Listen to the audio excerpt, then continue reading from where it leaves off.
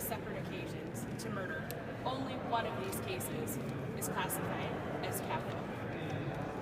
I want to share the pain and outrage I feel when I hear politicians say that we need the death penalty for the worst of the worst. This is an absurd notion. Studies of Nebraska's death penalty have shown that there is no such thing as the worst of the worst.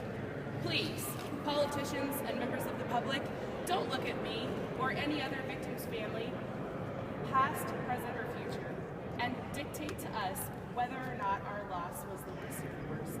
I guarantee you, each of our losses is indeed the worst of the worst. There are no independent, unbiased criteria for when the death penalty is sought. Rather, race and geography are the largest factors.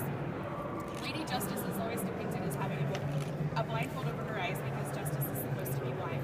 But this isn't the case when it comes to capital punishment in Nebraska. While African Americans make up the majority of homicide victims in our state, 7 of 11 of the men on Nebraska's death row have a white victim. What message does this send about how we value lives? The death penalty sets up this false and harmful distinction. When Nebraska pours millions of dollars and countless media attention into a tiny percentage of cases, it makes us feel like our loss, our hurt is less important. This is cruel. The death penalty creates an artificial distinction between those cases deemed worthy of seemingly infinite resources and the vast majority of us who aren't even given basic support to rebuild our lives.